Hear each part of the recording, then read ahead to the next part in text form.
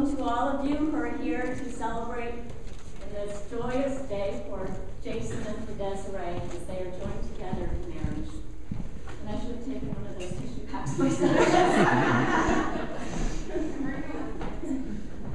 Love, of course, is the reason that we're here.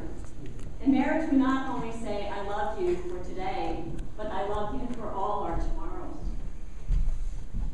Jason and Desiree, on the days that come ahead, you know, as probably you've already experienced because you've been together for a while, there will be stormy days and there will be wonderful days. Times of conflict and times of joy. I ask you to remember this advice. Never go to bed angry. Let your love be stronger than your anger. Learn the wisdom of compromise, for it is better to bend than to break. Believe the best of your beloved rather than the worst. Confide in your partner and ask for help and receive it also. Remember that true friendship is the basis for a lasting relationship. Give your spouse the same courtesies and kindnesses you would give to your friends. Most importantly, say I love you every single day. Remember to give support to and receive support from your friends, your family, the community that surrounds you, like those here today. Now let's please hear the readings that they have chosen.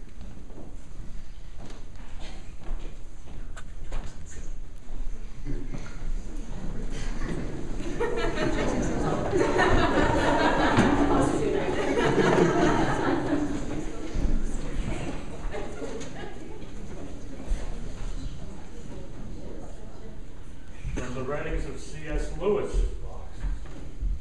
If the old fairy tale ending, they lived happily ever after, is taken to mean they felt for the next 50 years exactly as they felt the day before they were married, then it says what probably never was nor ever would be true, and would be highly undesirable if it were. Who could bear to live in that excitement for even 5 years? What would become of your work, your appetite, your sleep, your friendships?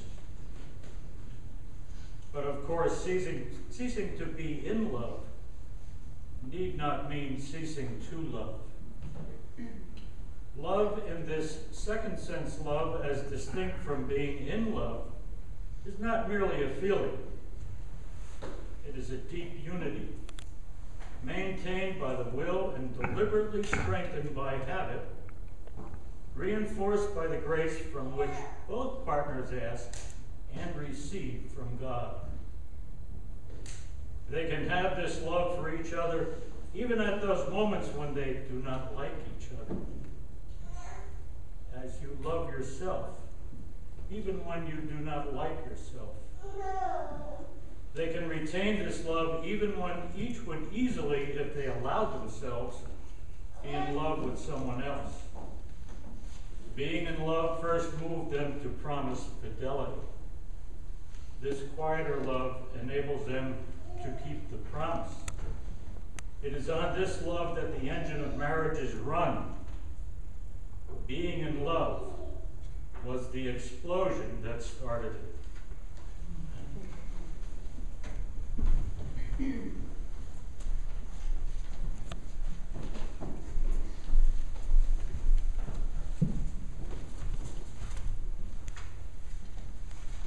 From the Good Life, truths that last in times of need.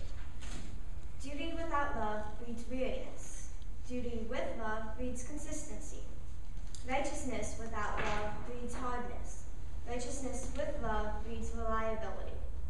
Wisdom without love breeds rifts. Wisdom with love breeds understanding. Friendliness without love breeds hypocrisy, and friendliness with love breeds grace. Order without love breeds pettiness. Order with love breeds generosity. Power without love breeds violence. Power with love breeds readiness to help. Honor without love breeds arrogance. Honor with love breeds modesty. Possessions without love breed avarice. Possessions with love breed generosity. Faith without love breeds fanaticism. Faith with love breeds peacemaking.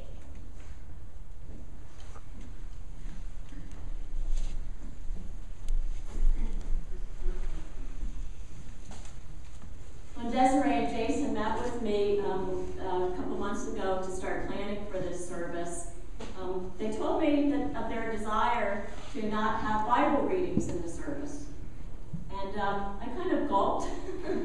Afterwards, I am a pastor, and I like Bible readings. And I knew this was going to be in the church where both Desiree and Tina grew up, and both served as youth representatives on our church council. And so I waited with bated breath to see what they might email my way. A little bit worried about it, but kind of knowing Desiree, I didn't think it would be anything too weird. And so when they came, the readings you just heard, what a relief to me. Not only are they wonderful, but they are readings of two of my very, very favorite, very, very Christian theologians. C.S. Lewis, from the first reading that you heard, is mostly noted for his Tales of Narnia. Maybe you know of them, or I know most school children, I think, do. He himself had fallen away from the church as a teenager and declared himself an atheist until he came to faith in his 30s through a friend. After that, he felt so strongly about his faith that he wrote a number of books about it, which I have a number of. Sadly, the love of his life, Joy, and he were married for only 4 years before she died of cancer at the age of 45. And so in her illness, I believe it must have been that quieter love that was spoken of in the reading that sustained him through all of those, or sustained them through all of those earlier made promises. And so shall it be for the two of you. The other writer of today's reading, Peter Gomes, the one that Tina read, died just this past February. He was a very powerful Baptist preacher, and I was privileged to hear him a couple of years ago. He was a professor at Harvard and a social activist. I love how his reading gets at the difference that love makes in all of our activities and dimensions of our lives. And so, Desiree and Jason, will it be for you? It will transform your actions, your motives, and your perspectives on just about everything, as it probably has very much already. You are and will be looking through life through very different lenses than before you were in love. That is clear from the vows that you have made to each other, which all of you will hear shortly. You should really speak these vows to one another from time to time. I'd say not every day, because they might sound awfully redundant then, and they could cause arguments on certain days where things aren't going well, right? But to keep them fresh and to remind them of your love of poetry, which first brought you together, because as all of you will hear, these vows are beautifully poetic. But even though C.S. Lewis talks about the quieter love that enables us to keep our promises, it's always good to remember and feel again those first sparks that ignited that passionate love. One of the wonders of marriage is that in keeping the promises that you have made to one another, you become more in love than when you first made these promises. The theologian Dietrich Bonhoeffer has said, "It is not love that sustains your marriage, but marriage that sustains your love." In your marriage, you will not lose your particularities, but you will each become more than you could be alone, as your vows both make clear. Jason and Desiree, you are mature enough to know that marriage does not begin a happy ever after life together, for either of you.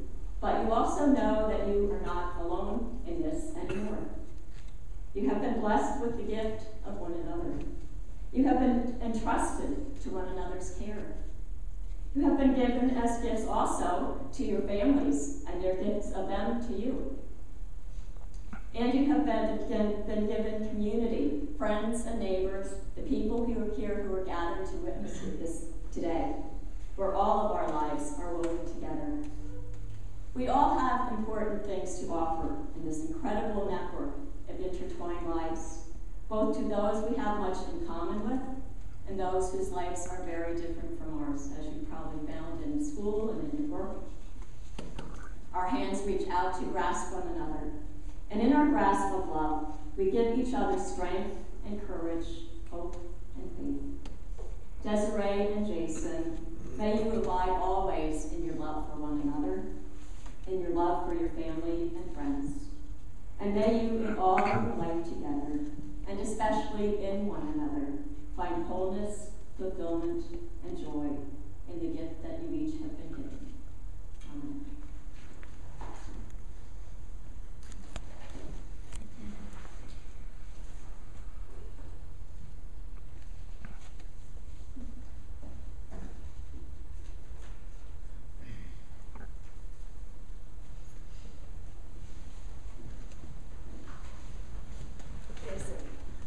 To encourage your individuality, because that's what makes you unique and wonderful. I promise to nurture your dreams, because through them your soul shines. I promise to help shoulder your challenges, because through them you'll emerge stronger. I promise to be your partner in all things, not possessing you, but working with you as part of a whole. I promise to share with you the joys of life, because with you, they will be that much sweeter. Lastly, I promise to give you perfect love and trust, for one lifetime with you will never be enough. This is my sacred vow to you, that equal in all things. You are the star of each night. You are the brightness of every morning. You are the story of each guest, and you are the report of every land. No evil shall befall you, on hill nor bank, in field or valley, on mountain or in glen, neither above nor below, neither in sea nor on shore, in skies above nor in the depths. You are the kernel of my heart. You are the face of my son. You are the harp of my music. You are the crown of my company. You to me are all these. I vow to love you like my most prized treasure, to put you in the highest place of honor and respect, to stand at your pillar of support and shoulder of strength, to cherish you and care for you all the days of your life.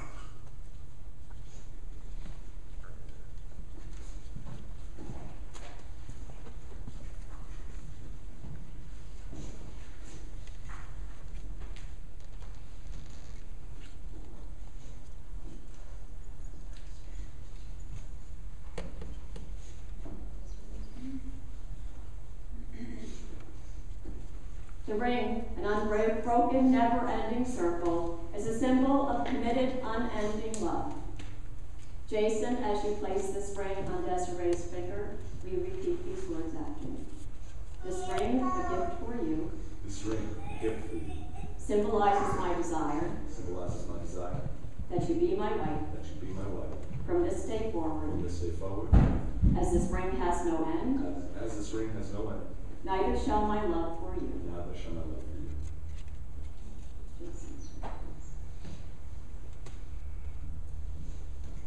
Desiree, as you place this ring on Jason's finger, please repeat these words after me. This ring, a gift for you. This ring, a gift for you. Symbolizes my desire. Symbolizes my desire. That you be my husband. That you be my husband. From this day forward. From this day forward. As this ring has no end. As this ring has no end. Neither shall my love for you. Neither shall my love for you. Jason and Desiree, you have committed yourselves to each other in marriage by the exchanging of vows and by the giving of rings. These vows and commitments have been witnessed and supported by this community, which now surrounds and sustains you in marriage. With the authority vested in me through the Church of Christ, and with great joy, I now pronounce you husband and wife. May you live together in blissful happiness.